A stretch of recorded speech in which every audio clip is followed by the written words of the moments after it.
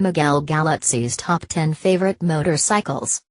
This week's Top 10 comes to us courtesy of Miguel Galluzzi.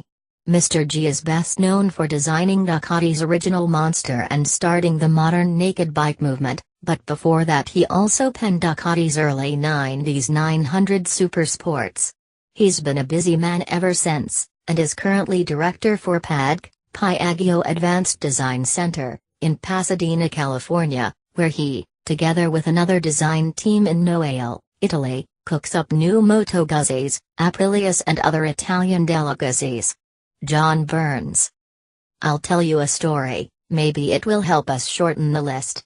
I grew up in a family that was involved in motorsports in Argentina since my grandfather raced Harleys and Hendersons in the 1920s and 30s.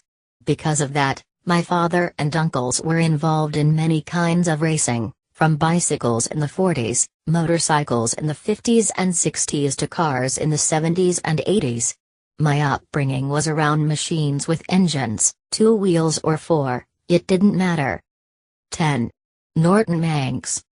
In 1959, the day I was born, my father had to win the race that weekend to be able to pay the hospital bill. The bike he won the race with was a Norton Manx, short stroke. The lines, the gas tank, the stance, the colors, the sound, the smells, still today, are just no words to express it. So it has to be on my list. 9. Honda CB 750. I was 10, and one weekend I convinced my uncle and father to go to a motocross race happening in the outskirts of Buenos Aires. We rode 2 of my uncle's bikes, one a 1948 Vincent Black Shadow and the other the first Honda CB 754 that arrived in Argentina. The memories of the MX race are vague, but the trip to and from the track still give the chills. I knew a bit about the Honda, who didn't? It was the hottest thing in the world, and the idea of a 4-cylinder in a bike, a disc brake, instrument cluster, what? That was space travel talk for a very impressionable 10-year-old kid. 8. Vincent Black Shadow. But the Vincent was the winner that afternoon. It had the image of an old bike, but a closer look revealed something impossible. There was no frame, the shocks were in the wrong place, and that black engine? Engines were supposed to be shiny pieces of beautiful aluminum. The Vincent was noisy, loud, a twin. Who wanted a twin then? Riding on the back seat of both bikes, the sensations are forever in my mind, and I still consider that afternoon my real introduction to the world of motorcycling, so both bikes are going to the list. 7. Honda CR 250 ML Sonor. A couple of years after that afternoon, we started racing MX with my brother, Marco. Motocross was the up-and-coming motorcycle sport. To the disappointment of our family, there was no road racing for us. We wanted the dirt and long hair, just like Marty Smith in the USA and everybody else around the motorcycle world. By 1973, Honda revolutionized the whole scene with the CR 250 ML Sonor, making extremely high technology for the time affordable to everybody. The polished aluminum tank still blinks at me every time I see one. The European brands were better, but everybody could afford to buy and live with an MX bike from Japan. You could race every weekend without spending a fortune, just clean and oil the air filter, install a colder or warmer spark plug and new piston rings every, how many races? Still debating that point. 6. Moto Guzzi Le Mans 850. As we grew up, we started working in our father's motorcycle dealership after school. Motorcycles were our daily bread, and big bikes, our dreams. We were selling Hondas and Yamahas, lots of them, affordable motorcycles, and everybody became a motorcyclist. During those years, European brands were having a hard time fighting the Japanese. The catching up was tough, some brands disappeared, others tried hard to reinvent themselves. One afternoon while at the dealer, I saw a friend of mine riding this motorcycle, no helmet laws at that time. It had a little fairing painted orange fluoro. We spent the afternoon riding this Le Mans, and I remember thinking to myself, this thing is rough, it's Italian, but how much motorcycle it is. It just felt different. The bikes we were selling at that time were just perfect, but something was missing, something I discovered later on while working in Italy. The passion involved in the process of creating an Italian motorcycle is something unique and still today creates the difference in what we ride. Special place for the Le Mans on the list. 5. BMW R100 RS. To me, this bike means the first summer in the USA, riding around South Florida on the first production motorcycle with a fairing. The catching up was forcing manufacturers to outsmart the Japanese with new ideas, and the R100 RS with its fairing and almost solo-seater configuration was killing it, and the blue anodized front brake calipers? Superbike racing was in its infancy in the USA, and BMW understood it better than everyone else. 4. Harley-Davidson XLCR.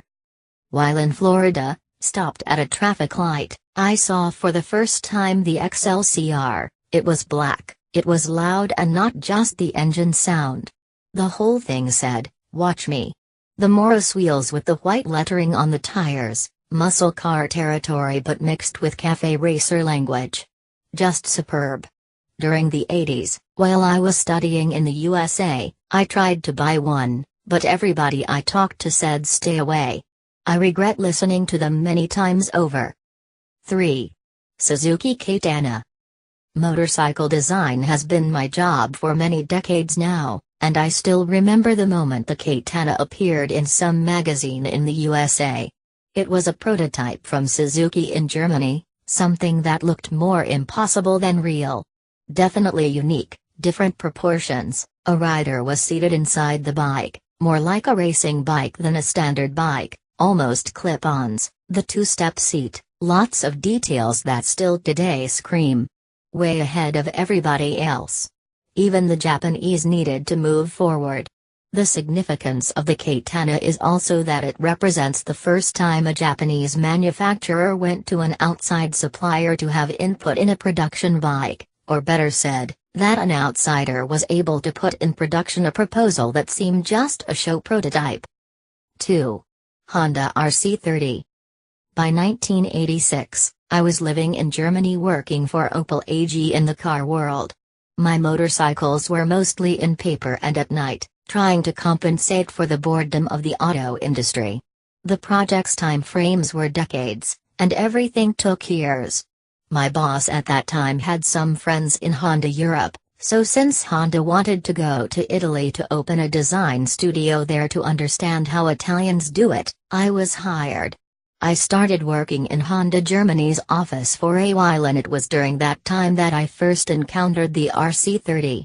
The level of fit and finish was above anything else I'd seen before.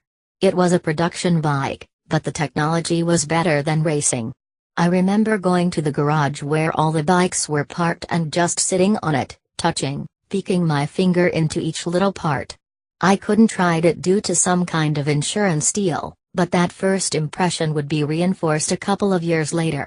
While on my new job with Cagiva in Italy and visiting for the first time CRC, which was still in Rimini, they were working on a new Ducati and had an RC30 completely apart. The RC30 technology was unexplainable at the time, so they had to dissect it. On my list. 1. Britain V1000. The year 1990 found me working for the Cagiva Group, cutting fairings to show how Ducatis needed to show their engines. During those days, I had a chance of a lifetime. I spent an afternoon in our model shop at Varese with John Britton, who was in Italy for the week because of some Monza races. That afternoon remains one of the peaks of my career. Britton explained in detail how he was able to construct each part. Being in New Zealand, so far away from everything, forced him to do everything himself.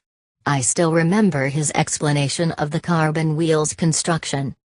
The V1000 is a bike where one could start from the front axle and spend hours enjoying each detail all the way to the tail. The simplicity of each makes the whole amazing, and the best part is that it goes, and fast. Carbon fiber, engine, radiator, layout, construction, exhaust, The list goes on. Still today, one amazing motorcycle icon. One thing we shared with Mr. Britain for certain, our passion for the Vincent Black Shadow. Well, it was really difficult to keep the list down to 10, and this closes it for now. The monsters, RSV4S and Californias are for a new chapter. Miguel.